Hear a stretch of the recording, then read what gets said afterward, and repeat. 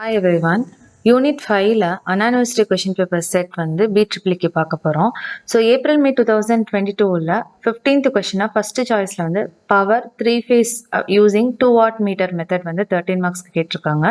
அதோட சாய்ஸாக வந்து data அக்வேஷன் system வந்து 13 மார்க்ஸில் கேட்டிருக்காங்க. நெக்ஸ்ட் பார்த்தீங்கன்னா நவம்பர் டிசம்பர் 2022ல் ஃபஸ்ட்டு சாய்ஸில் வந்துட்டு PMMC இன்ஸ்ட்ருமெண்ட்டில் டார்க் ஈக்குவேஷன் மட்டுமே 13 மார்க்ஸ்க்கு கேட்டிருக்காங்க. அதோட சாய்ஸாக power 3 phase using 2 watt meter method வந்துட்டு ஒரு 13 மார்க்ஸாக கேட்டிருக்காங்க. ஏப்ரல் மே 2023ல் பார்த்தீங்கன்னா ஃபஸ்ட்டு சாய்ஸில் வந்து இதே power 3 phase 2 watt meter method வந்து 7 மார்க்ஸ்க்கு கேட்டிருக்காங்க. அதுக்கு முன்னாடிலாம் பார்த்தீங்கன்னா 13 மார்க்ஸை கேட்டது ரெடியூஸ் பண்ணி 7 மார்க்ஸ்க்கு கேட்டிருக்காங்க. அதோடைய சப்டிவிஷனாக PMMC மீட்டர் வந்து ஒர்க்கிங் கேட்டிருக்காங்க, 6 மார்க்ஸ்க்கு கேட்டிருக்காங்க. நெக்ஸ்ட்டு பியில் வந்துட்டு பார்த்தீங்கன்னா அதோட சாய்ஸாக DSO பிளாக் டயக்ராம் 7 மார்க்ஸ்க்கும் டிரான்ஸ்ஃபார்மர் வந்துட்டு கம்பேர் பண்ண சொல்லியிருக்காங்க, கரண்ட் அண்ட் பொட்டன்ஷியல் அது ஒரு 6 மார்க்ஸ்க்கு கேட்டிருக்காங்க.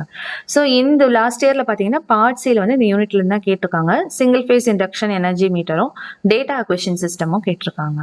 ஸோ நவம்பர் டிசம்பர் 2023 கொஷின் பேப்பரில் வந்துட்டு ஃபர்ஸ்ட் சாய்ஸில் மூவிங் அயானும் அதோட சாய்ஸாக வந்துட்டு டிஎஸ்ஓவும் கேட்டிருக்காங்க. ஸோ அதுலேயும் பார்த்தீங்கன்னா பார்ட் சி வந்து இந்த யூனிட்லேருந்து ஒரு கொஷின் கேட்டிருக்காங்க. 3 phase பவர் மெஷர்மெண்ட் வந்து கேட்டிருக்காங்க. தேங்க்யூ.